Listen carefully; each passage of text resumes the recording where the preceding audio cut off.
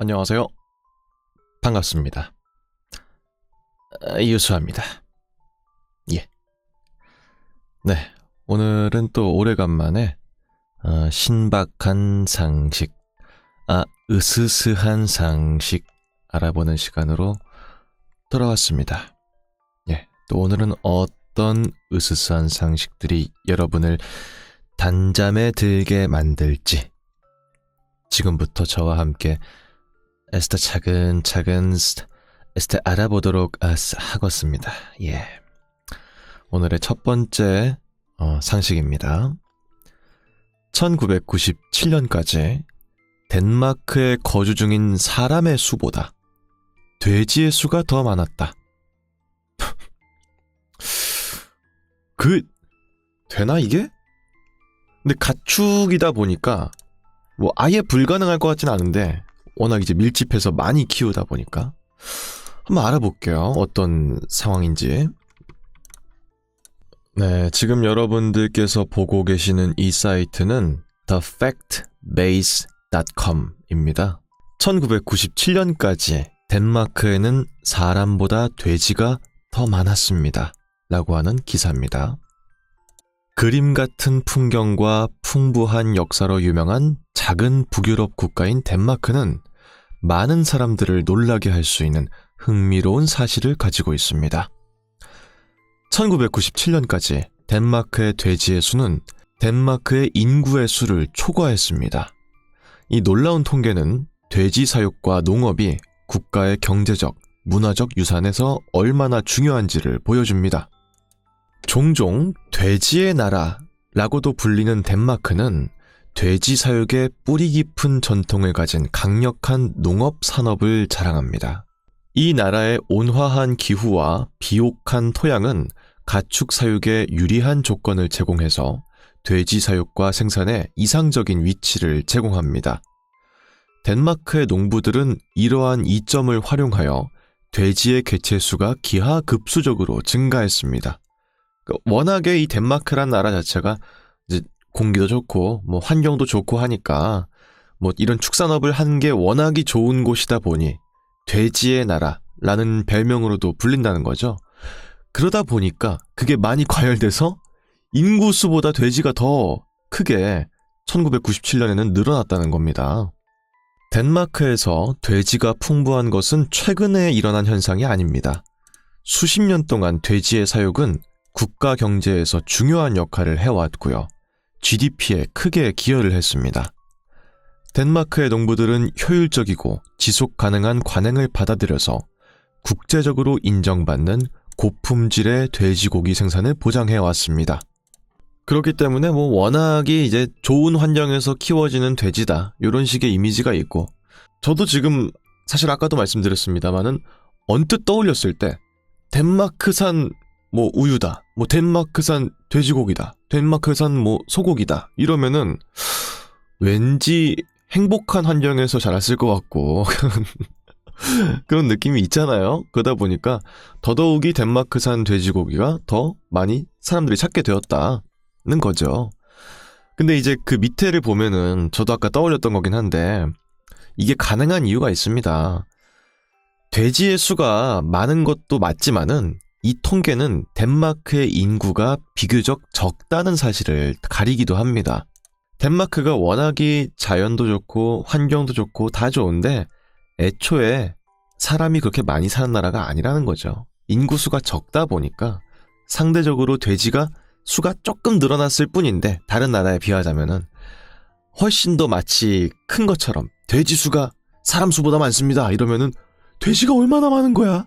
이런 생각을 하는데 사실 그렇지 않고 덴마크의 인구수 자체가 그렇게 많지가 않다는 거죠. 결론적으로 1997년까지 덴마크는 놀라운 통계를 자랑했습니다. 사람보다 돼지의 수가 더 많았다는 것이죠. 이 매혹적인 사실은 덴마크의 풍부한 농업 유산을 강조하면서 이 나라의 돼지 사육의 역사적인 중요성을 보여줍니다. 라고 하는 내용이었습니다. 사실 굉장히 뭐 으스스하거나 뭐 무섭거나 두렵거나 그런 얘기는 아니에요. 근데 언뜻 떠올려 봤을 때 한 나라의 그 구성 요소는 결국은 국민들인데 국민의 수보다 돼지의 수가 더 많았다는 건 좀 약간 요상하잖아. 야식꾸리한 느낌이 들기도 하고 이게 맞나 싶기도 하고 하니까 약간 좀 신박한 상식이 아니었나 하는 생각이 듭니다. 이어서 다음 상식도 있습니다.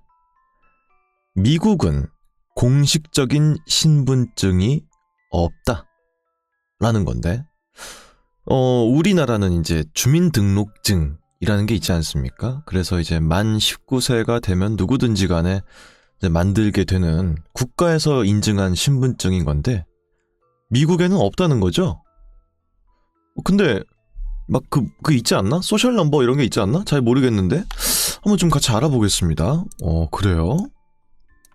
네, 여러분들께서 보고 계시는 이 화면은 위키피디아 영문 문서고요. 미국에서의 신분증에 관련된 문서입니다. 한번 읽어보죠. 미국에서 신분증은 일반적으로 지역의 주에서 발급한 운전면허증 또는 신분증입니다. 사회보장번호와 미국 여권카드도 국가적인 신분증으로 사용할 수 있습니다. 미국의 여권 자체도 신분증으로 사용할 수 있고요. 하지만 미국에는 전국적인 관할권을 가진 연방기관이 없기 때문에 모든 미국 시민에게 의무적으로 그리고 정기적으로 사용할 신분증을 직접 발급하지 않는다는 의미에서는 공식적인 국가적 신분증은 없습니다. 라는 거네요. 그러니까 이제 보통 운전면허증 같은 것들은 우린 다 대한민국 경찰청에서 이제 발급을 해주잖아요. 그러니까 한 국가의 기관에서 관할하고 있는 게 있는 건데 미국은 이제 주에서 그걸 다 하기 때문에 전체적인 그런 입장에서 봤을 때의 국가적인 통일된 신분증은 없다. 각각의 관할과 소관에서 다르게 발급하는 그런 운전면허증이나 뭐 신분증이나 사회보장번호, 뭐 여권 이런 것들은 있다는 거죠. 하지만 미국을 대표하는 신분증은 없다는 거네. 현재 시민들은 연방정부와 각 주, 지방정부가 발급한 여러 가지 문서로 신원을 확인하고 있기 때문에 신분증을 국유화하려는 제안이 당연히 있었습니다. 이게 왜냐면은 각 분야마다 뭐 다르고 하다 보면은 통일된 게 없으니까 혼란을 야기할 수도 있잖아요. 그렇기 때문에 야, 우리도 미국 신분증 딱 하나 만들자 라는 제안들은 있었다는 거죠.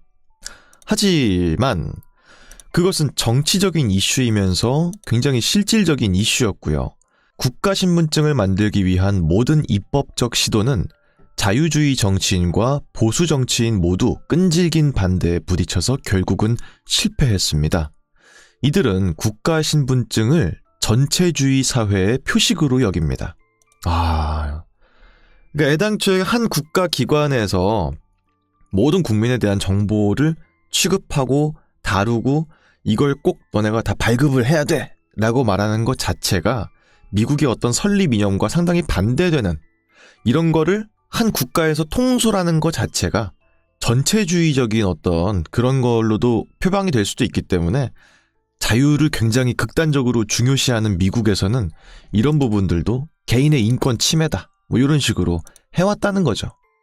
가장 일반적인 국가 사진을 가지고 있는 신분증은 여권 그리고 여권 카드입니다. 이는 미국 국무부에서 자발적인 신청에 의해서만 미국 국민에게 발급합니다. 우리나라는 근데 성인이 되면은 꼭 주민등록증을 만들어야 된다. 지문도 찍어야 되고 이런 식인 건데 그렇지 않다는 거지. 미국은 본인이 안 만들 생각이라면 여권도 안 만들 거고 난 운전면허증도 운전 안 할 거야. 그러면은 안 만들 수 있어. 그러면 그 사람에 대한 어떤 사회적인 그런 걸 입증할 수 있는 거를 원한다면 안 만들 수도 있다는 겁니다. 사회보장카드는 연방 관할권이 있긴 합니다만 신원을 확인할 순 없습니다. 이 카드는 주어진 이름과 사회보장 번호의 일치 여부만 확인할 수 있고요. 사회보장급여세법을 준수하는 데만 사용되도록 의도가 되었습니다. 운전면허증은 각 주에서 발급을 하고요. 미국에서는 운전이 보편화가 되어 있기 때문에 사실상의 국가신분증으로 사용되고 있습니다. 각 주는 또한 운전면허증과 동일한 신분 확인 기능을 충족하지만 모터 차량 운전은 허용하지 않는 비운전자 주 신분증을 발급하기도 합니다. 라고 하는 거네. 그러니까 이제 이 운전면허증이 사실상 미국에서는 이제 주민등록증 같은 역할을 하고 있기 때문에 보통 뭐 아이디 카드 보여주세요 이런 식이면 보통 운전면허증을 보여준다든지 뭐 그런 거라는 거죠. 게다가 놀랍게도 운전면허증과 동일하지만 사실상 운전면허를 할 수는 없는, 그러니까 이제 신분 자체만 인증할 수 있도록 하는 비운전자 주 신분증이라는 것도 있다는 겁니다. 이게 결국은 주민등록증이 없기 때문에 이런 일들이 벌어진다는 거죠. 근데 이게 사실은 저도 이게 가능한 일인가? 싶잖아. 한 국가에서 자기를 입증할 수 있는 공식적인 신분증이 없다는 게 놀랍기도 하고 이상하기도 하고 그러잖아요. 근데 원래 일본도 없었어요. 일본도 미국이랑 똑같았어요. 그래서 보통은 여권으로 자기 신분증을 대체하거나 아니면은 운전면허증으로 대체했습니다. 그 두 개가 없으면 그 사람이 어떤 신분인지를 확인할 수 있는 방법이 없었어요. 근데 최근에는 아마 주민증 같은 걸로 해가지고 발급을 시도하고 있는 걸로 알고 있어요. 다만 그 전까지는 없었다. 우리나라가 어떻게 보면은 이런 공무집행이나 이런 쪽에서 조금이라도 느리거나 확인이 잘 안 되면은 되게 시간이 길어지고 이런 걸 못 참잖아. 그러다 보니까 처리를 빨리 하기 위해서 그냥 만듭시다 신분증 해가지고 오케이 하니까 다들 그냥 가지고 있는 그런 느낌인 건데 의외로 많은 나라에서 없다는 거죠. 우리나라가 어쩌면 특이한 걸지도 모르겠다 하는 생각이 듭니다.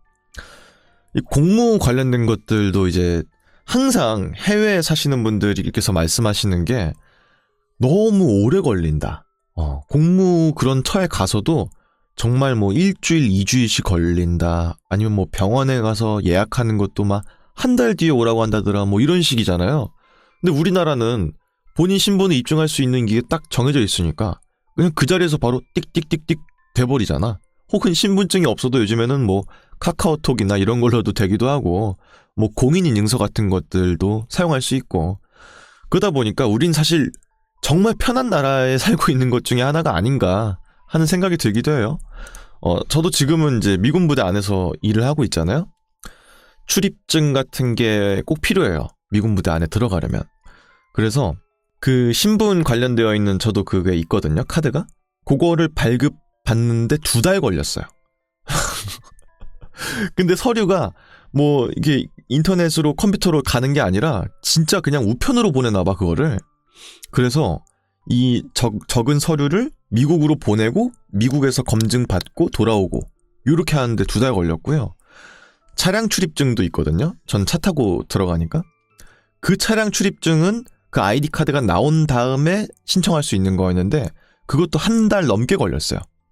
그러니까 우리나라가 사실은 기괴할 정도로 빠르다. 어떤 것들은.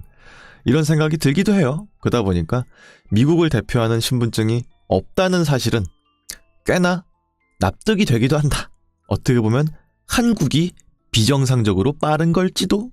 라는 생각이 드는 그런 신박한 상식이었습니다. 이어서 다음 상식도 있습니다. 신체의 구성 요소가 점차 뼈로 치환되는 희귀병, 진행성 골화성 섬유 이형성증이라고 하는 그런 상식인데요. 그러니까 이제 신체를 이루고 있는 어떤 요소들이 점차 뼈로 바뀐다는 거겠죠? 너무 끔찍한데? 한번 알아보겠습니다. 어떤 병인지요. 네, 지금 여러분들께서 보고 계시는 이 화면은 영문 위키피디아의 모습입니다. 진행성 골화성 섬유 이형성증이라고 하는 질병에 대한 문서인데요. 다른 이름으로는 스톤맨병이라고도 한대요. 그러니까 이제 돌처럼 딱딱해지는 그런 병이니까 스톤맨이라고도 하나 봐요.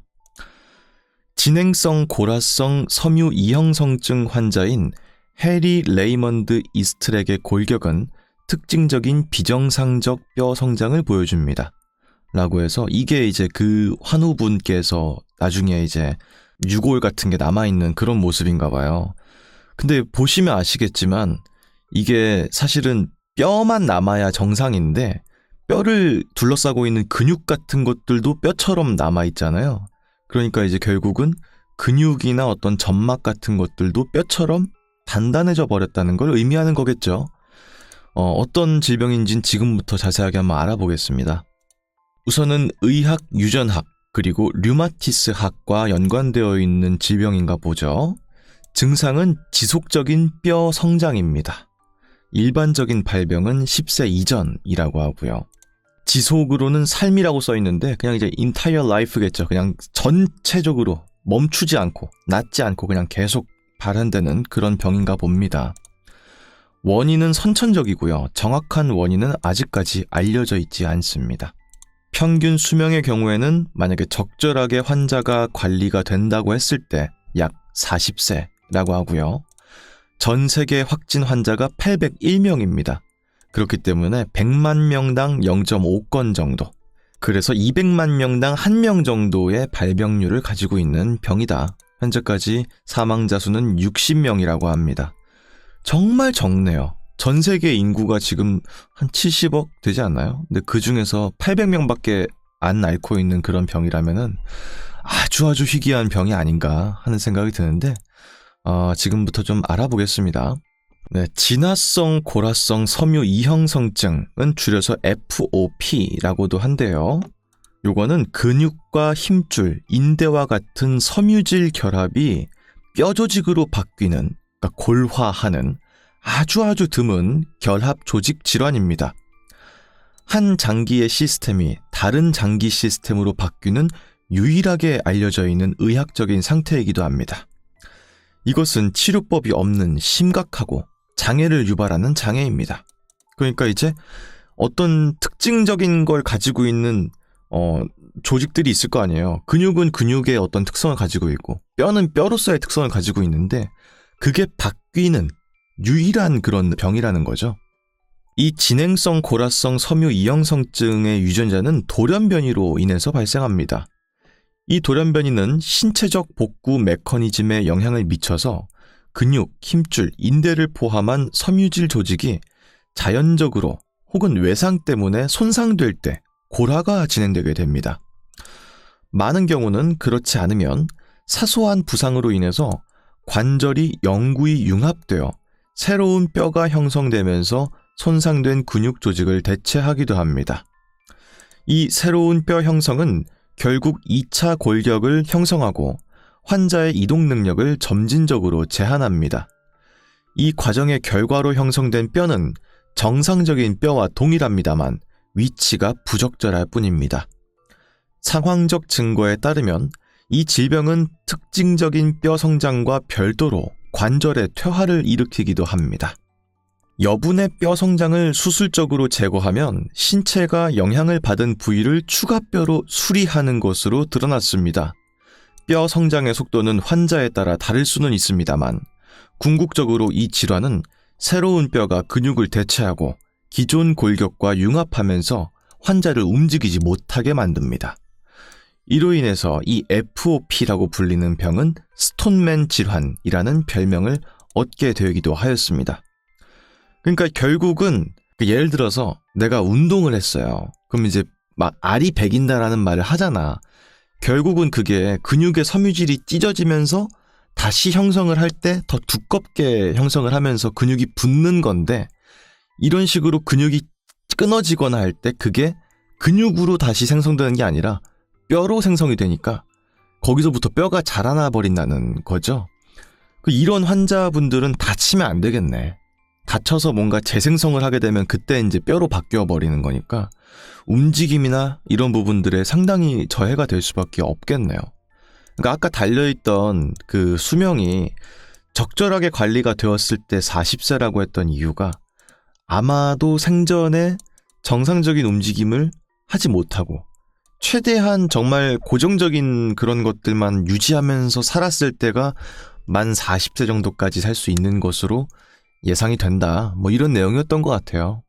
야, 근데 진짜 무서운 부분은 정상적인 뼈처럼 나온다는 거지. 근데 이제 아까도 말했지만 위치가 적절하지 않을 뿐인 거야. 그러니까 예를 들어서 내 여기 손등에 이가 자란다. 만약에 치아가 자란다 라고 해도 정상적인 이니까 상관은 없어. 근데 위치가 손등은 아니잖아. 여기가 이가 자라나야 될 곳은 아니잖아요.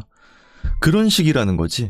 그래서 그거를 뽑게 되더라도 마찬가지로 또 다쳤으니까 다시 생성하자 해서 또 자라나니까 그렇게 자라난 뼈를 제거하는 거는 큰 의미가 없다는 거네. 야, 너무 끔찍한 질병이다. 왜 이게 발생하는지는 물론 아까 말했지만은 그 유전자적인 돌연변이 때문에 발생한다고 하지만 야, 이거 정말 상상하기도 싫은 그런 아주 끔찍한 질병이란 생각이 드네요. 하여튼간에 지금까지 해서 이렇게 알아봤는데요. 이거는 진짜로 의학이 좀 많이 발전해서 이런 병들은 좀 완치가 될 수 있는 그런 게 좀 빨리 마련됐으면 좋겠다는 생각이 들기도 합니다. 이분들이 겪을 그런 고통이나 이런 거는 진짜 상상할 수가 없을 것 같아요. 진짜로. 왜 나한테 이런 어떻게 보면 저주에 가까운 병에 걸리게 된 걸까? 이런 생각밖에 안 들 것 같아요. 솔직히 말해서. 다른 병들은 그래도 물론 병이라는 건 다 좋은 건 아니겠지만은 이거는 진짜 아무것도 할 수가 없는 거잖아요. 웬만하면 내가 봤을 땐 다쳐서도 안 되고 그러다 보니까 그리고 점점 가면 갈수록 내가 딱딱하게 굳어간다는 그런 것들이 크게 느껴질 것 같아서 본인 스스로가 너무 힘든 그런 병이 아닐까 하는 생각이 들고요. 좀 모쪼록이면 빠르게 좀 나을 수 있는 방법들이 많이 제한됐으면 좋겠다 이런 생각이 듭니다. 왜냐면 지금 나와 있는 것들 중에서 치료법 같은 것들이 정확하게 마련된 게 없고요. 다치거나 했을 때 다시 나아질 때 그런 것들의 염증이나 이런 걸 최소화하는 그런 식의 치료법만 나와 있는 것 같거든요. 그렇기 때문에 하루빨리 좀 이런 병들이 완치될 수 있는 그런 세상이 왔으면 좋겠다. 그런 말씀을 좀 드리면서 다음 상식도 또 알아보도록 하겠습니다. 이어서 다음 상식입니다. 바다에 떠다니는 표류품의 소유권은 누구에게 있는가? 우리들도 가끔 인스타그램 릴스나 유튜브 쇼츠나 이런 데서 많이 보이는 게 짐을 가득 실은 그런 컨테이너 같은 걸 많이 실은 배들이 큰 풍랑 같은 걸 만나서 뒤집어지거나 해서 짐을 유실하게 되면 그 유실된 짐을 가지고 터는 그런 사람들의 영상들이 가끔 나오거든요. 근데 그 안에 그래픽카드 잔뜩 들어있고 그러면 완전 노다지인 거잖아. 근데 과연 그게 소유권은 누구에게 있는가? 라는 거에 대한 이야기인데요. 지금부터 한번 알아보도록 하겠습니다. 네, 지금 여러분들께서 보고 계시는 이 문서는 영문 위키피디아에서 표류품에 관련되어 있는 문서입니다. 해상법에서 플롯셈 혹은 제트셈, 라간 및 데레릭트라는 말이 있대요. 근데 이게 특정적인 유형의 난파선이다. 난파선은 침몰했거나 혹은 수면에 떠있는 난파선의 잔해로 정의가 됩니다. 자, 우선은 이런 표류품들은 의도적으로 배 밖으로 던졌거나 혹은 사고로 인해서 바닥에 가라앉거나 혹은 수면에 떠있는 명백한 소유자가 없는 재산으로 분류가 됩니다. 이 용어에는 선박의 선체와 설비품은 물론 화물, 저장품과 같은 선상의 다른 형태의 물건과 혹은 승무원, 승객의 개인 소지품이 포함됩니다. 그러니까 이제 좀 정리를 하자면은 이런 표류품들은 의도를 했거나 혹은 의도하지 않았거나 어쨌든 바다에 떠다니거나 혹은 바닥에 가라앉게 된 그런 것들을 말한다는 건데 이제 우리가 알고 싶은 건 사실 이 밑에 있는 내용인데 표류 화물입니다. 플롯셈이라고 하는 것은 침몰한 선박에서 바다 표면으로 떠내려온 물품이나 바다에 버려진 모든 부유 화물을 말합니다. 표류물을 발견한 사람은 다른 사람이 소유권을 입증하지 않는 한 해당 물품을 청구할 수 있습니다. 결국은 이제 먼저 발견한 사람이 임자라는 거죠. 출처가 알려져 있다고 하더라도 발견자가 해당 품목을 청구할 수 있는 표류물로 간주할 수 있습니다. 그러니까 이제 앞서 말한 게 내가 이걸 발견했어. 떠다니는 그래픽카드 한 컨테이너를 발견한 거예요. 그럼 그 진짜 얼마냐 그게. 그러면은 일단 발견한 사람이 임자다. 근데 당연히 이게 컨테이너 안에 있는 거니까 정보가 다 있을 거 아니에요. 이게 사실 어디에서 어디로 가던 그런 필품입니다. 이런 식인 건 다 있잖아. 그러니까 원래 가지고 있던 사람이 저거 제 겁니다. 라고 해도 발견한 사람도 또한 이거 내 소유권입니다. 라고 주장할 수가 있다. 그러니까 발견하면 무조건 이득이라는 거예요. 발견하면은 사실상 다는 못 가질지 몰라도 어느 정도 관련되어 있는 거에 대한 소유권을 주장할 수 있다. 다음으로는 젯삼이라고 하는 말이 있는데요. 이거는 선박이나 잔해에서 의도적으로 버려진 모든 화물을 지칭합니다. 그러니까 의도적으로 버린다는 게 좀 이해가 안 갈 수도 있는데, 예를 들어서 배가 위험해. 물이 막 차고 있어. 그래서 빨리 물건들을 버려야 돼. 그렇기 때문에 버려진 화물들. 혹은 아주 부정적으로 좀 쓰자면은 마약이나 이런 것들 있죠. 근데 이제 밖에서 관련되어 있는 뭐 경찰이나 뭐 해상경찰 이런 사람들이 와가지고 걸리면 안 되잖아. 일단 버리는 거야. 그렇게 돼서 발생된 그런 표류물들도 있을 거 아닙니까? 이런 것들은 해상법에 따르면 이걸 발견한 사람이 적절한 청구를 하는 경우를 제외하면은 유물은 정당한 소유자에게 반환할 의무가 없습니다. 미국 해양대기청에 따르면 부산물은 원래 소유자가 소유권을 주장할 수 있습니다만 폐기물은 그것을 발견한 사람이 소유물로 주장할 수 있습니다. 라고도 했대요.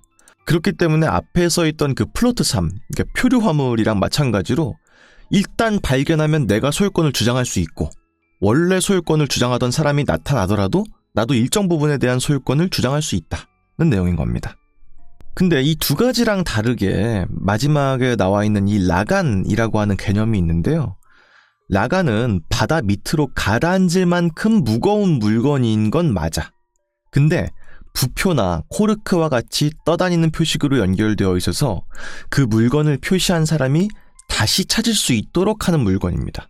그러니까 지금은 내가 어떤 상황 때문에 이 물건을 버렸어야 됐지만 내가 이런 부표같이 떠있는 거를 줄로 연결해서 언젠간 내가 다시 찾으러 오겠다 라고 공표한 물건들의 경우에는 해상법에 따르면 부표, 기타 부유물체는 유물에 대한 소유권을 주장하기에 충분한 근거를 구성하고 있습니다. 그렇기 때문에 라간이라는 것은 합법적인 소유자에게 반환되게 되어 있다. 그래서 내가 버릴 때 확실하게 이건 내가 어떤 사정 때문에 잠깐 여기다 놓은 거야. 다시 가지러 올 겁니다. 라는 표식이 있지 않는 한 먼저 발견한 사람이 소유권을 주장할 수 있다는 내용인 거죠. 근데 애당초에 그런 사고가 발생하거나 했을 때 그 사람들이 찾기를 기대하지는 못할 것 같아요. 바다가 워낙 넓고 하다 보니까 소유권을 주장하려고 막 찾아다닐 것 같지도 않고 그러면은 이제 발견한 사람이 진짜 그냥 봉 잡는 거지. 애초에 이제 무주지 선점의 원칙이라는 그런 말도 있지 않습니까? 먼저 발견한 사람이 그거에 대한 소유권을 갖는다. 그런 말이 있는데 마찬가지로 이제 해상에서 표류물들도 그런 거랑 연관되게 먼저 발견한 사람이 심지어는 소유자가 원 소유자가 나타나더라도 나도 일정 부분 소유권을 주장할 수 있다라는 아주 신박한 그런 상식이었습니다. 여러분들도 바다 놀러 가시면은 좀 많이 보세요. 바다를 좀 둘러보세요. 뭐가 있을지 몰라요. 예. 한번 하다가 스포츠카가 막 있는 그런 거면 또 대박 나는 겁니다, 인생. 하여튼간에 그런 신박한 상식이었다. 예. 이어서 다음 으스스한 상식입니다. 이거는 사실 우리한텐 되게 익숙한 개념일 텐데 제가 지금 다 읽어드리는 게 항상 말씀드리지만 그 레딧이라고 하는 미국의 커뮤니티 사이트에서 가져오는 거예요. 그러니까 오늘 내가 알게 된 것이라는 게시판에서 가져온 거거든요. 거기에 써 있는 것 중에 한국의 마사지사는 시각장애인만 가능하다 라는 부분이 있었어요. 근데 우리는 사실 당연하게 알고 있죠. 한국의 마사지사는 이제 시각장애인 분들의 어떤 고용노동권 같은 거를 보장하기 위해서 이런 눈이 안 보이시는 분들만 취득할 수 있는 자격증인 건데 외국에선 이게 아주 신기한 거야. 그래서 그 사이트에 올라왔더라고요. 그래서 같이 한번 읽어드리려고요. 또 모르는 분들도 있을 수 있으니까. 네, 지금 여러분들께서 보고 계시는 이 화면은 로이터닷컴입니다. 그 뉴스에서 맨날 나오는 로이터 통신이 바로 여기고요. 제목이 이제 한국 법원 시각장애인만 마사지사가 될 수 있다고 판결이라는 제목이에요. 내용을 좀 읽어보겠습니다. 한국의 헌법재판소는 시각장애인만이 국내에서 마사지사 자격을 가질 수 있다고 판결했습니다. 이는 자유로운 고용권을 침해한다는 주장에도 불구하고 100년 전에 제정된 법률을 지지하는 것입니다. 그러니까 이게 어떻게 보면은 난 나중에 커서 전문 마사지사가 되고 싶어 라고 하는 사람도 있을 수 있잖아. 그들의 어떻게 보면은 직업적인 선택의 자유를 침해하는 거잖아요. 근데도 불구하고 법원은 시각장애인만 마사지사가 될 수 있다 라는 판결을 계속 100년 동안 유지한 걸 지금까지도 유지하기로 결정했다 라는 내용입니다. 대한마사지협회에 따르면 이 법은 한국이 일본의 식민지 지배를 받던 1912년에 시각장애인의 생계를 보장하기 위해 제정이 되었고요. 현재 약 7,100명이 시각장애인의 회원으로 가입되어 있다라고 합니다. 법 자체는 일제강점기 때 만들어진 법이라는 거죠. 시각장애인 분들의 생계를 보장하기 위해서 만들어진 법이라는 겁니다. 법원은 판결문에서 이 규정은 시각장애인에게 개인적으로 보람있는 직업을 가질 수 있는 기회를 제공하고 생계를 유지할 수 있는 수단을 확보하도록 하는 것이므로 이 입법의 목적은 정당하다라고 밝혔습니다. 이규성 대한마사지협회 회장님께서는 이렇게 말씀하셨대요. 법원의 판결은 우리의 생존권에 대한 판결일 뿐만 아니라 대한민국의 양심에 대한 척도이기도 하다. 그렇기 때문에 현재까지도 허가받지 않는 마사지사는 수백 달러에서 수천 달러에 달하는 벌금을 물거나 심지어는 단기 징역형을 선고받을 수도 있다 라고 합니다. 야, 근데 진짜 처음 안 것 같아요. 이 법이 100년이나 된 법이라는 건 정말 아예 생각을 못했고, 사실은 어떤 분들은 모르셨을 수도 있을 것 같아요. 시각장애인 분들만 이제 공식적인 마사지사가 될 수 있다는 거를요.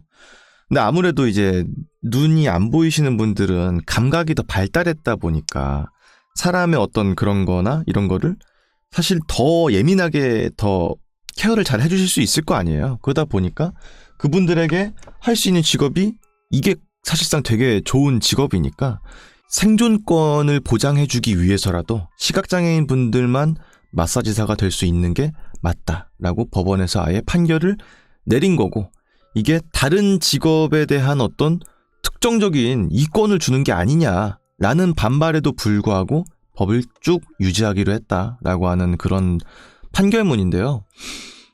사실은 전 너무 익숙해서 아무 생각이 없었는데 해외에서 봤을 땐 되게 기괴하게 보일 수도 있겠다 이런 생각이 들어서 좀 신박하네 해가지고 좀 들고 왔습니다. 하여튼간에 아까 그 운전면허증도 그렇고 이것도 그렇고 다른 나라에서는 너무 자연스러운 일이 또 다른 나라에서는 되게 낯설고 기괴하다 이런 생각이 드는 그런 점인 것 같아서 되게 재밌기도 하고 신박하기도 하고 그런 것 같아요.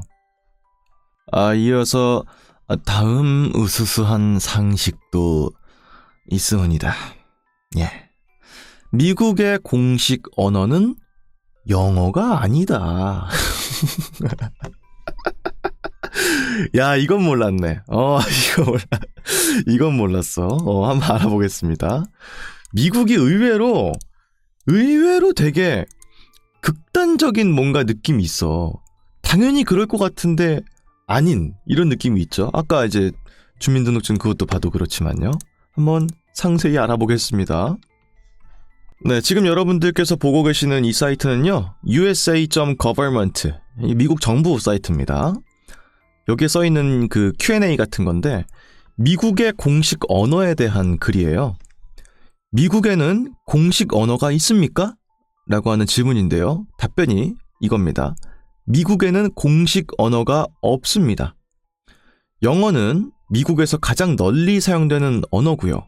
일부 주에서는 영어를 공식 언어로 지정하고 있다 라고 해서 미국은 공식적으로 영어를 국가의 언어다 라고 표방한 적이 없다.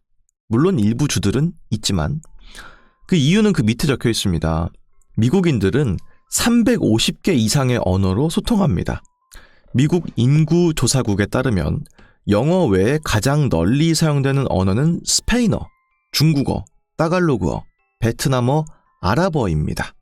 미국인들은 또한 나바호어, 유피거, 다코타어, 아파치어, 케레스어, 체로키어 등 북미 원주민의 언어를 사용합니다.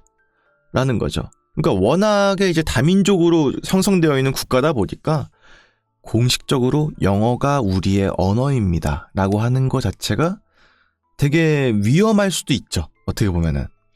어떤 특정적인 걸 강요하는 게 돼버릴 수도 있으니까. 다양성을 존중하지 않는 걸 수도 있으니까. 그래서 350개 이상의 언어로 소통을 한다. 그러다 보니까 사실은 되게 짧게 알아본 상식이긴 한데 당연한 거 아니야? 라고 생각했는데 당연하지 않아서 좀 신박한 느낌이 드는 그런 상식이었습니다. 하여튼간에 영어 이거 문제예요. 영어를 못하면 사람 바보 취급하고 말이야. 하여튼간에 이런 거 좀 없어져야 됩니다. 심지어는 미국도 공식 언어가 영어가 아니라고 하니까 더더욱이 우리 영어 못한다고 어깨 움츠러들지 말자고요. 에? 우리 당당하게 미국 나가서 한국어 쓰고 그래도 되는 거예요. 확실히 근데 이런 걸 봤을 때 아까도 말했지만은 깐깐하게 파고들면은 법적으로 할 말이 없어. 그럼 내가 만약에 미국 공항에 가서 그 이제 인베스티게이트 하시는 분들이 이제 출입국 하는 분들이 영어로 막 물어볼 때 내가 영어로 답변을 못한다고 해서 잘못되는 게 아니야. 법적인 걸 들이밀면은 이렇게 미국도 공식법상 영어가 언어가 아닙니다만 한국어 통역사에 불러주십시오 라고 하면은 다 되는 거야. 그러니까 극단적으로 자유를 추구하고 개개인의 어떤 침범하지 않는 그런 권리에 대한 걸 아주 극단적으로 하다 보면은 이렇게까지도 되는 것 같아요.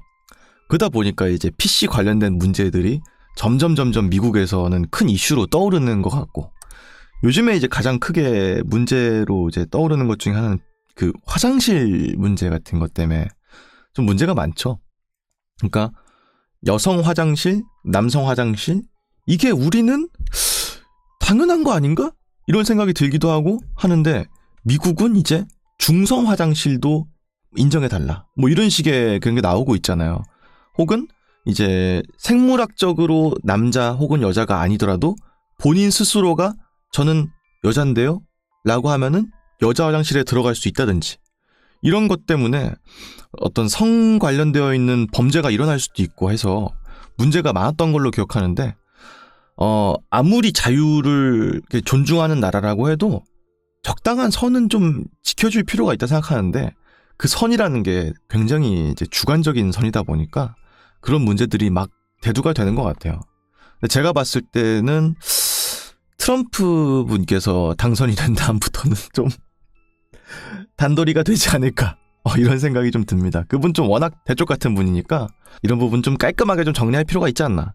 왜냐면은 결국 나의 권리도 침해되지 않는 선에서 타인의 권리도 존중이 돼야 되는 거기 때문에 어느 정도의 약속은 좀 잘 돼야 되지 않나 하는 생각이 들어요. 하여튼간에 모쪼록 미국 응원합니다. PC 문제들 잘 해결되길 바라겠습니다. 저 유수아가 응원합니다. 그리고 다음 이야기도 있습니다. 예. 2001년 파워퍼프걸 애니메이션 속 DVD에서 바이러스가 검출돼서 전량 리콜되었던 사건이 있었다. 이제 파워퍼프걸은 많은 분들 아시겠지만 그 카툰 네트워크라는 채널에서도 방영된 적이 있었던 조그만한 이제 애기들이 나오는 귀여운 이제 전형적인 웨스턴 애니메이션인데, 최근에는 이제 뉴진스랑도 콜라보레이션을 해가지고 다시금 이 만화를 보지 않았던 세대들도 많이 알게 됐죠, 이 만화에 대해서.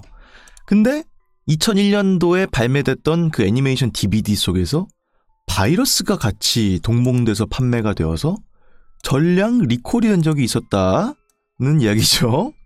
한번 알아보겠습니다. 네, 여러분들께서 보고 계시는 이 사이트는 gdnet.com입니다. 뉴스 사이트고요. 2001년도에 올라와 있던 기사인데 한번 같이 알아볼게요. 파워퍼프걸 DVD 펀 러브 바이러스 확산 이라고 하는데 같이 알아보겠습니다.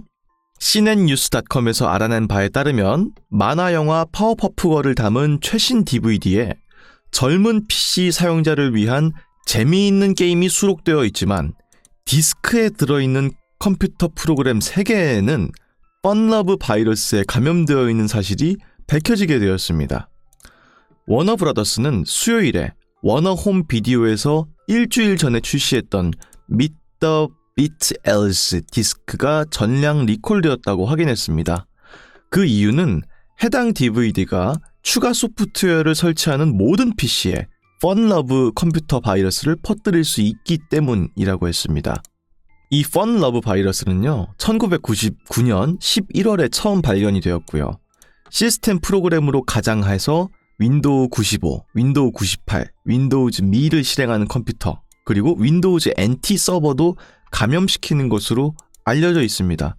근데 이게 기사가 적힌 게 2001년이기 때문에 그 당시에 유통되었던 모든 윈도우즈에 다 감염시킬 수 있는 그런 바이러스가 파워퍼프걸 애니메이션 DVD 속에 같이 내장되어 있는 것을 알게 되었다. 그 DVD를 실행하기 위해서 컴퓨터에 꽂고 추가적인 소프트웨어를 설치하는 동시에 바이러스가 쫙 퍼지는 그런 거였다는 겁니다. 이 바이러스는 감염된 시스템과 공유되는 모든 하드 드라이브를 통해서 네트워크 전체에 자동으로 퍼집니다. 이 프로그램은 시스템 그리고 애플리케이션 파일을 수정해서 불안정성을 유발하고요. 백신 소프트웨어는 1999년 11월부터 펀러브를 감지했습니다. 워너브라더스의 대변인은 이 바이러스가 디스크를 복제하는 회사의 DVD 마스터에 어떻게 감염되었는지는 알 수 없지만 얼마나 많은 디스크가 영향을 받았는지 다른 DVD에도 이 바이러스가 있는지는 모른다고 밝혔습니다. 그렇기 때문에 모든 사본을 전부 파기했고요. 언론사와 소매업체에 발송된 사본은 모두 회수가 되었다고 밝혔습니다. 라는 건데 진짜 으스스하다. 전혀 상상할 수가 없잖아. 파워퍼프걸의 DVD에 그런 바이러스가 들어있을 거란 생각을 할 수가 없는데도 했다는 거지. 근데 사실은 이게 애니메이션 좋아하는 사람들의 컴퓨터가 조금 문제가 된다고 뭔 일 있겠어? 이렇게 될 수 있지만 그거를 좋아하는 사람들 중에서 정말 중요한 그런 것들을 다루는 그런 부모님을 가지고 있는 아이들이 이 애니메이션 좋아할 수도 있고 그럼 충분히 위험할 수 있죠. 게다가 밑에 적혀 있는 것처럼 그런 애니메이션 DVD 같은 거를 방송국에다가도 줄 거 아니야. 너네 이번에 그 땡스기빙 올 때 이거 TV에다 방영해라? 이런 식으로 줄 수도 있는데 그러면 정말 심각하게 방송국 전체가 정말 멈출 수도 있는 그런 심각한 사건을 유발할 수도 있으니까 전량 다 리콜해서 그냥 폐기하기로 했다는 거고 정확히 어떤 경로를 통해서 이제 이런 바이러스가 유입되게 된 건지는 이제 워너 측도 알지 못한다 라는 거예요. 근데 워낙 이 파워퍼프걸이 이제 내용 자체가 이제 실험실에서 실수로 만들어진 이제 꼬마 소녀 3명이 악당들을 무찌르는 내용이다 보니까 묘하게 애니메이션의 분위기랑 이 펀러브 바이러스가 DVD를 통해서 퍼지는 그런 게 묘하게 맞아서 애니메이션의 연장선 같다는 생각이 들기도 하고 바이러스가 다른 이름도 아니고 또 펀러브 바이러스예요. 파워퍼프걸에 약간 이런 야식꾸리한 이름의 그런 것들이 많이 나오니까 더더욱이 뭔가 묘하게 어울리네 이런 생각이 드는 그런 이야기였습니다. 하여튼간에 아이들이 보는 그런 DVD에 바이러스를 넣을 생각을 하다니 참 놀랍기도 하고 신박하기도 하다. 그런 이야기였네요. 이어서 다음 이야기도 있습니다. 영화 속 단서를 토대로 현실에서 보물찾기를 할 수 있었던 영화가 있었습니다. 밀리언 달러 미스터리라고 하는 영화다 라는 건데 그러니까 영화에 있는 내용을 토대로 현실에서 보물찾기를 할 수 있는 영화가 있었다는 거죠. 어떤 영화였는지 한번 알아보겠습니다. 제가 영화를 진짜 좋아하는 사람 중에 하나인데도 이런 영화가 있다는 걸 전혀 못 들어봤는데 어떤 영화인지 한번 알아볼게요. 자, 지금 여러분들께서 보고 계시는 이 화면은 영문 위키피디아고요. 100만 달러 미스터리라는 이름의 영화에 대한 문서입니다. 이 개봉한 날짜는 1987년 6월이었네요. 굉장히 오래된 영화네.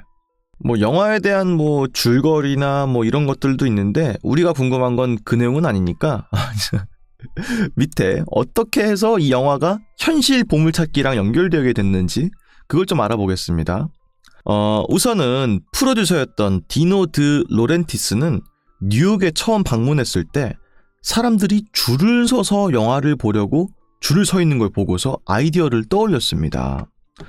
동료가 그 드 로렌티스에게 그들이 실제로는 복권을 사려고 줄을 서 있다고 말했습니다. 그러니까 이제 이 감독이었던 사람이 뉴욕에 안 가봤던 사람인데 처음 뉴욕에 가게 된 거야. 근데 어떤 사람들이 막 줄을 서 있는데 보니까 줄이 영화관 쪽으로 연결돼 있단 말이야. 그럼 저 많은 사람들이 다 영화를 보려고 줄을 서 있구나 라는 생각이 드니까 친구한테 야, 저 사람들 다 영화 보려고 서 있는 거야? 라고 했는데 아니야. 복권 사려고 줄 서 있는 거야. 라고 말을 했다는 거죠. 그걸 딱 보면서 영화? 복권? 이게 이제 머릿속에서 딱 합쳐지면서 영화를 보고 사람들이 큰 상금을 얻을 수 있는 그런 보물찾기를 현실에서 하면 대박 나겠구나. 보물찾기랑 영화를 결합시키자. 이런 식의 아이디어가 퍼뜩 떠올랐다는 겁니다. 그러니까 밑에 적혀있는 내용을 좀 함축해 봤을 때 이제 영화를 개봉하고 그 다음에 보물찾기 이벤트를 같이 한 겁니다. 그래서 영화를 보고 나서 마지막 보물이 어디에 있는지 맞춰보세요. 이런 식의 이제 경품 추천서를 같이 나눠준 거죠. 그럼 사람들이 100만 달러니까 사람들이 얼마 찾고 싶겠어. 이게 돈으로 치면 얼마지? 한 10억대가 되나요? 그러니까 다들 이 영화를 우르르르르 보러 가겠구나 라고 생각했는데 정작 히트는 치지 못했대. 보시면 1000만 달러의 제작비가 들었는데 그중에 98만 9천 달러의 수익을 거두었다. 흥행에는 대실패를 했다는 겁니다. 한 100분의 1도 못 건지고 그냥 끝나게 된 거죠. 게다가 심지어는 영화의 완성도가 어땠겠어요. 거의 이벤트성 영화에 가깝다 보니까 영화에서 뭔가 미학적인 완성도나 혹은 영화적인 뭐 완성도 이런 건 되게 떨어졌겠지. 그 애당초에 이제 써있는 내용들을 보면은 주인공들이 이 밀리언 달러가 어디에 숨겨져 있는지를 막 찾고 하다가 결국은 못 찾고 끝나는 내용이래요. 그러니까 주인공들이 못 찾았으니까 흐지부지 끝날 거 아니야 영화가. 속 시원하게 딱 찾으면서 해결되는 게 아니니까. 왜냐? 그렇게 속 시원하게 해결하는 건 현실 속에 살고 있는 여러분입니다. 이렇게 끝나는 거니까 영화의 완성도가 높지 않았겠죠. 그러니까 영화가 재미없으니까 누가 보고 싶겠어요. 물론 상금 타고 싶어하는 사람들이 보긴 했겠지만 그렇게 많지는 않았다는 거죠. 그러다 보니까 흥행도 참패했고 상금은 상금대로 뜯겼고 뭐 이런 식이라는 겁니다. 추가적으로 이제 그 영화의 단서가 되는 게 뭐였는지도 좀 알아볼게요. 이제 여러분들 이 영화 보실 분 없을 거니까 이제 마지막 100만 달러가 어디로 갔는지를 가리키는 단서는 다음 4가지인데요. 영화에서 100만 달러랑 300만 달러는 미국의 유명한 랜드마크 안이나 혹은 근처에 숨겨져 있었다라는 거고요. 그렇기 때문에 마지막 사라졌던 그 100만 달러도 미국의 어디 유명한 랜드마크 어딘가에 있겠다라는 게 단서였다는 거고, 두 번째, 중국인 관광객들과 함께 버스를 타면서 새 소녀가 부르는 노래가 있었는데 그 노래도 단서가 되었다는 겁니다. 다음 세 번째, 극 중의 인물인 바바라가 이렇게 말을 했대요. 다리에는 여러 종류가 있다. 다음 네 번째, 프레드라는 사람을 볼 때 꽤나 심한 감기에 걸려 있다. 라는 4가지가 이제 단서였고, 그걸 토대로 이제 어떻게 상금이 어디서 발견이 되었느냐. 자유의 여신상에 코에 약간 다리 같은 게 있나 봐. 코 쪽에 뭔가 그런 게 있나 보지? 이제 이게 미국의 자유의 여신상인데 뭐 코에 다리 어딘가에 숨겨져 있다라는 식으로 이제 영화에서 나왔었나 봐요. 왜냐면은 이제 자꾸 감기에 걸렸다라는 게 네 번째 단서인가? 그랬잖아요. 결국은 계속 기침하고 콧물 흘리고 그랬을 거 아니야. 그러니까 마지막 게 코 어딘가에 있구나 이런 식으로 끝나는 내용이었나 봐요. 근데 이게 아마도 영화에서는 이게 좀 언급이 되거나 이런 장면이 많이 나왔겠죠. 지금은 여기에 올라갈 수 없지만 사실 옛날에는 갈 수가 있었거든요. 이게 낭만이다. 이게 낭만이에요. 그래서 만약에 영화에서 이게 마지막에 어떤 암투를 벌이는 장면으로 나왔더라면은 이 어딘가에 숨겨져 있다 뭐 이런 식으로 끝이 났나 보죠. 그래서 14살의 소녀가 상금을 타게 되었다. 문제는 영화가 폭삭 망했다는 겁니다. 그래서 이게 영화사에서 1980년대에 있었던 가장 큰 실수 중에 하나로도 손꼽히고 있는 그런 망작이다 라는 겁니다. 뭐가 됐든 간에 영화 속에 있는 내용을 토대로 실제로 사람들이 보물찾기를 할 수 있도록 그런 내용이 전개가 됐다는 게 참 놀랍고 신박하고 지금 좀 다시 한번 나와도 재밌겠다. 내가 봤을 때 너무 빨리 가셨어. 감독님이. 지금 하시면 대박이거든요. 그래서 지금 다시 한번 이런 비슷한 컨셉의 영화를 내시면 어떨까 하는 생각이 들기도 합니다. 마지막으로 다음 이야기도 있습니다. 예. 뱀파이어는 산수강박증을 앓고 있다는 설정이 있다는 내용인데요. 그러니까 이제 수를 세는 거에 대한 강박증을 앓고 있다는 거죠. 뱀파이어가. 도대체 왜일까? 지금부터 낱낱이 알아보도록 하겠습니다. 네, 지금 여러분들께서 보고 계시는 이 화면은 위키피디아 영문 문서입니다. 산수증 혹은 산술증이라고도 하는데 산수강박이라고 보면 될 것 같아요. 이제 그리스어로 아리스모스는 숫자를 뜻하고요. 이제 마니아는 강박을 뜻합니다. 이 두 단어가 합쳐져서 아리스모매니아라고 하는데요. 이건 이제 정신장애의 일종인데 주변에 있는 자신의 행동 혹은 물건 이런 것들을 꼭 세고 싶어 하는 강한 욕구를 가지고 있는 강박장애의 일종이다 라는 것입니다. 예를 들어서 이런 산수강박을 가지고 있는 사람들은 계단을 오르거나 내릴 때 계단의 수를 세거나 혹은 단어의 글자 수를 세는 강박관념을 느낄 수 있습니다. 그러니까 이제 내가 올라가는 계단의 수가 몇 개인지, 몇 칸인지, 24칸 뭐 이런 식이라든지 혹은 오르고 내릴 때마다 뭐 글자의 수나 뭐 본인이 기억하고 있는 거에 맞춰가지고 뭐 도레미파솔라시도 이렇게 끝난다든지 특정적으로 누가 알려주지 않아도 거기에다 규칙성을 부과하려고 한다든지 그런 식의 어떤 강박을 가지고 있는 사람들이 이런 숫자 강박증의 환자다라는 것입니다. 혹은 다른 예로 바닥이나 천장의 타일을 세는 거 혹은 고속도로에서 선의 개수를 세는 거 문 손잡이나 테이블 이런 물건들을 특정 횟수만큼 만지려고 하는 습관이 있다. 그렇기 때문에 딱히 수로 매길 수 있는 것이 아니어도 컵을 만약에 든다라고 했을 때 컵을 꼭 바닥에 한번 톡 두들기고 든다. 이런 식의 자기만의 규칙을 만든다든지 자기만의 규칙을 가지고 있는 사람들이 있다는 것입니다. 이러한 산수강박증 환자들은요. 사람 혹은 사물 그리고 사건에 값이나 숫자를 할당해서 일관성을 추론하는 복잡한 시스템으로 발전하기도 합니다. 그래서 때때로 숫자는 과거의 사건과 연결되어 있기도 하고요. 특정 숫자 값으로 사건을 반복해서 기억하는 것들도 있습니다.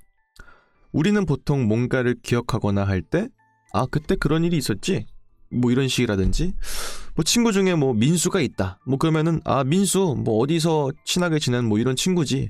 요런데 이 산술 강박을 갖고 있는 사람들은 몇 번 친구 12번 친구 김민수 이런 식으로 된다든지 자기만의 어떤 약속이나 규칙을 숫자로 매겨서 기억하려고도 한다는 그런 이야기네요.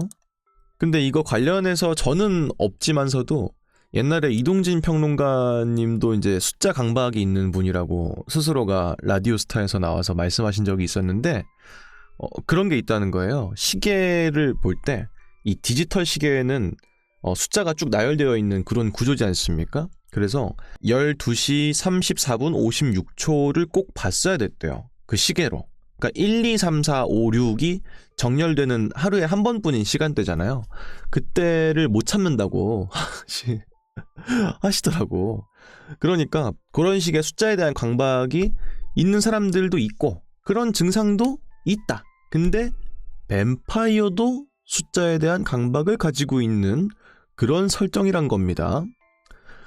민속학에 따르면요, 뱀파이어에 관한 유럽의 민담에서 종종 뱀파이어를 산수강박증 이런 것을 가지고 있는 사람으로 묘사하기도 합니다. 그렇기 때문에 뱀파이어가 기장의 씨앗, 그러니까 특정적인 어떤 씨앗 같은 거를 샌다든지 아니면 이삭의 개수를 세는 그런 강박관념을 가지고 있는 것처럼 묘사한다는 거죠. 그렇기 때문에 유명한 이제 미국의 아이들 보는 프로그램 중에서 세서미 스트리트가 있잖아요. 거기서도 뱀파이어 캐릭터인 카운트 폰 카운트가 등장하는데 이름에도 일단 카운트가 들어가고요. 모든 것을 세는 것으로 유명한 캐릭터입니다. 그렇기 때문에 뱀파이어가 숫자에 대한 강박을 가지고 있는 것처럼 특정적인 민속학에서는 묘사가 되기도 한다는 건데 사실 그렇게 놀라운 일은 아닙니다. 왜냐? 대한민국의 민속 이야기 중에서도 도깨비들은 숫자에 대한 강박이 있다로 묘사가 되고 있기 때문이죠. 대부분 많은 분들이 아실 거라고 생각은 합니다만 보통 옛날에 이제 집 밖에다가 그 키 있죠, 키.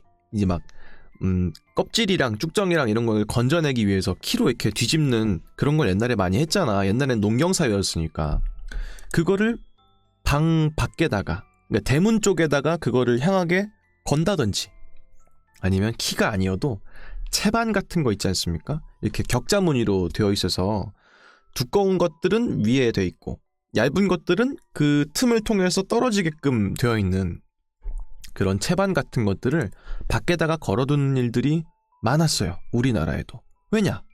도깨비가 산수에 대한 강박증을 앓고 있기 때문에 밤중에 도깨비가 나오면은 우리 집에 쳐들어올 수도 있잖아.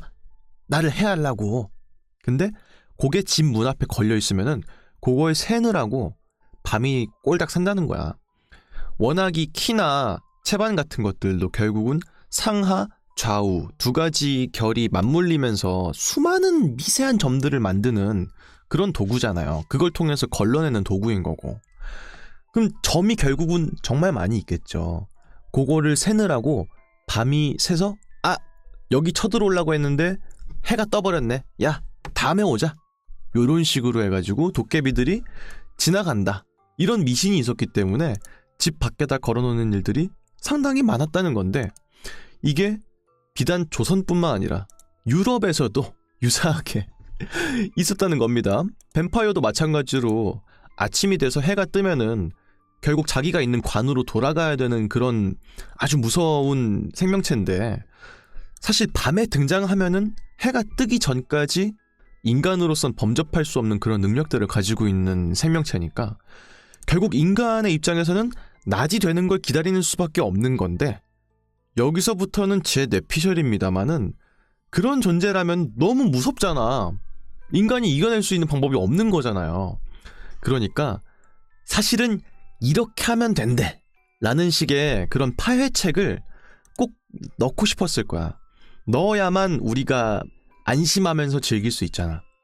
여러분들이 지금 유튜브를 통해서도 무서운 이야기를 듣는 걸 좋아하시는 것처럼 옛날 분들도 충분히 무서운 이야기가 되게 재밌게 들렸을 거란 말이에요.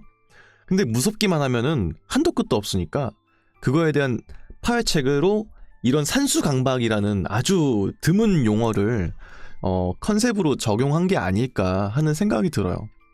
왜냐면은 꼭 비단 이 이야기뿐만 아니더라도 홍콩 할매나 여러 가지 기타 미신들도 있고 최근으로 넘어오면 빨간 마스크 같은 것들도 있고 항상 그런 요괴들을 퇴치할 수 있는 방법이 뒤에 마련을 해준단 말이에요. 근데 그걸 내가 봤을 때 처음 이야기를 만든 사람은 만들었을 개념 같진 않아. 근데 그런 얘기가 구전되고 하다 보면서 너무 무섭다. 어떻게 하면 이겨낼 수 있을까? 그거에 대한 생각을 하다 보니까 그런 개념들이 많이 나온 게 아닐까라는 생각을 하고요. 더불어서 뱀파이어도 그런 식으로 산수강박을 가지고 있는 것으로 묘사가 된다는 점에서 흥미롭고 신박한 점이라고 할 수가 있겠네요. 이걸 봤을 때 전 세계 사람들이 하는 생각은 다 똑같다. 무서운 거 싫어하고 무서운 거 이겨낼 수 있는 방법이 없을까? 유치찬란하지만 이런 거라도 좀 찾아가지고 그런 무서움을 극복해 하고 싶어 하는 게 전 세계 사람들이 다 하나라는 걸 또 말하는 점이 아니었을까 하는 생각하면서 오늘의 이야기는 여기서 마치도록 하겠습니다.